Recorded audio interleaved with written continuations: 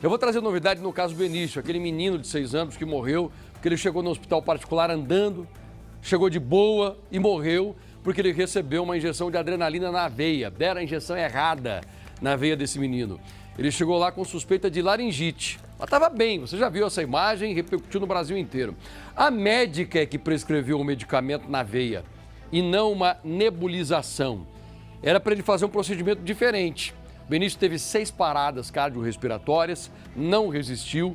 O resto da história a gente contou aqui. Só que a médica Juliana Brasil e a técnica de enfermagem, a Raíza Benites, vão responder esse inquérito em liberdade. Nós temos novidades desse caso para vocês. A técnica de enfermagem teve o habeas corpus negado. Foram 2 habeas corpus julgados por desembargadores diferentes. Por isso que a médica ela foi beneficiada, mas a técnica não. E ela pode ser presa a qualquer momento. Agora, nós vamos conversar ao vivo com a repórter Larissa Santiago. Ela acabou de conversar com o delegado que investiga esse caso e a Larissa está chegando aqui com outras novidades. Você sabe que esse caso provocou muita revolta em todos os brasileiros. Nós começamos a falar sobre isso aqui no Balanço Geral, mas o Brasil inteiro hoje está acompanhando essa história que revolta demais por causa do erro absurdo, não apenas de uma médica, mas de uma equipe inteira de um hospital. Larissa, por favor, as novidades. Boa tarde para você, minha amiga.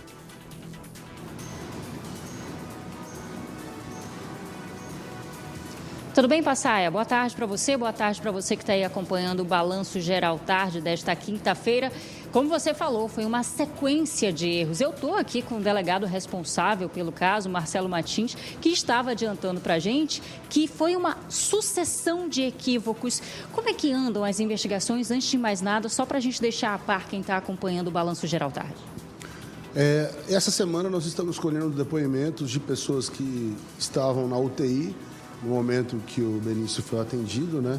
Uma das linhas de investigação que nós apuramos tem essa linha de verificar se o Benício sofreu alguma espécie de equívoco da equipe médica da UTI que poderia ter contribuído para a sua morte, e também nós vamos tomar depoimentos de pessoas que são da administração do hospital, né? Com relação à questão do dimensionamento de profissionais de saúde para cada área, ou seja, para explicar por que não havia farmacêutico para dispensar medicação, para explicar como foi feito o dimensionamento de enfermeiros para fiscalizar os técnicos de enfermagem que atendiam os pacientes, enfim, todas essas circunstâncias que também possivelmente contribuíram para a morte do Benício. Agora, delegado, tem uma informação super importante, Passaia, que o delegado trouxe para a gente em primeira mão, que diz respeito a um erro grave. Pelo menos essa é a opinião da equipe médica que não trabalha no hospital, que conversou com o delegado Marcelo Martins. É que o menino Benício teria comido dentro da UTI. Exatamente. Todos os médicos intensivistas pediátricos com quem eu conversei disseram que essa é uma falha muito grave. Ou seja, uma criança que está grave e que ela pode ser submetida a uma intubação a qualquer momento, ela não pode se alimentar. Porque o fato da criança se alimentar na UTI, caso ela seja submetida a uma intubação, vai fazer com que aquele alimento volte pelo esôfago, e aí aquele alimento pode ser broncoaspirado, ou seja, ele pode ir para os pulmões, o que configuraria uma circunstância grave. E me parece, até o que a gente apurou até agora, que o Benício também foi vítima dessa broncoaspiração, né? Ele foi submetido a 3 tentativas de intubação que não houveram êxito, que não foram exitosas, e ele broncoaspirou alimento que ele havia acabado de comer na própria UTI. Isso, conforme vários médicos que nós estamos consultando para poder fazer essa investigação, teria sido uma falha muito grave da equipe da UTI. Agora, as imagens que vocês estavam acompanhando, que mostram o menino Benício chegando bem, andando, brincando, conversando com a mãe, interagindo com a família, foram feitas no dia 22 de novembro. Logo em seguida, o delegado Marcelo Martins solicitou uma acariação entre a técnica de enfermagem, a médica Juliana Brasil, e houve uma diferença entre os depoimentos. Uma dizia uma coisa, a outra dizia outra coisa. A questão é, o principal argumento da médica Juliana Brasil era o seguinte: o sistema errou, deu um bug no sistema. Eu prescrevi, de fato, a nebulização com adrenalina e acabou saindo que era para ser na veia e não foi isso que eu quis. Na verdade, foi um erro do sistema. Só que vazou agora teve uma nova informação de que as enfermeiras teriam guardado, escondido essa prova dessa prescrição e depois entregaram esse documento. Exatamente. Nós temos ali 2 testemunhas que informaram que após ter sido verificado que o Benício foi vítima de uma overdose de adrenalina e ele foi encaminhado à UTI, a médica Juliana Brasil teria procurado essa prescrição médica, onde constava a prescrição intravenosa de adrenalina, e estaria procurando essa prescrição, segundo as testemunhas, com o objetivo de destruir essa prova, de suprimir esse documento. E essa é uma informação muito importante, porque configura uma tentativa de adulteração de provas lá na época dos fatos, né?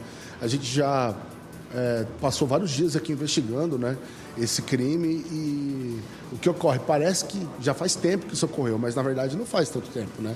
Nós temos aí, acho que menos de 20 dias que esse fato ocorreu, ou seja, são fatos contemporâneos, são fatos recentes que têm muita repercussão na parte processual da investigação, né?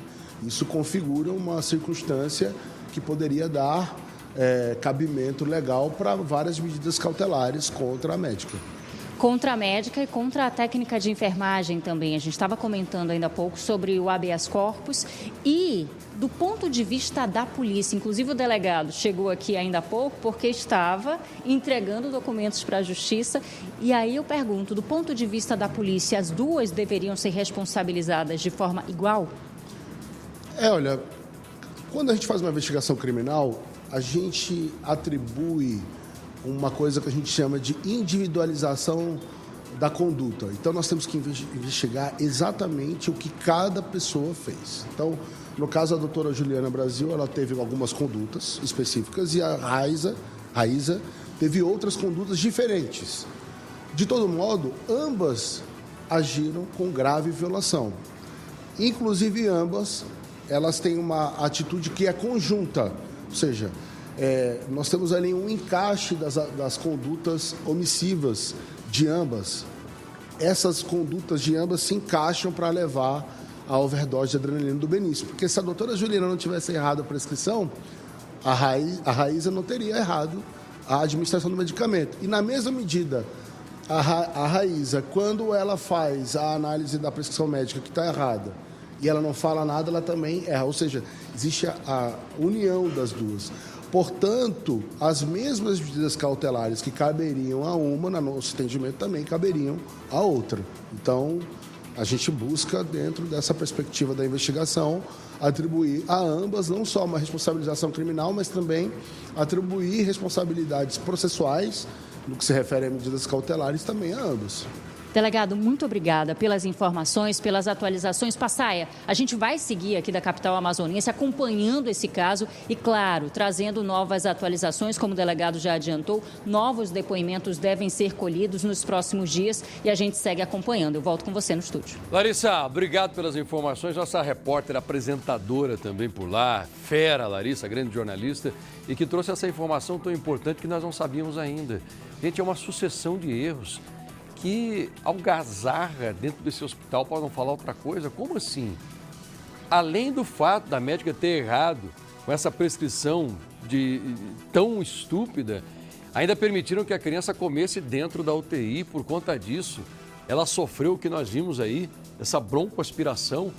Lombardi, isso é um crime tão cruel. O que acontece com esse hospital? Eu acho que o hospital depois tem que ser investigado e tem que ser analisado se lá eles não estão matando outras pessoas, pelo amor de Deus. Sem nenhuma dúvida. E o delegado, parabéns para o delegado. Ele realmente está no ponto certo, vai punir quem prescreveu e quem aplicou. Porque assim, se nós vamos aplicar, nós não sabemos nada, sabemos? Não.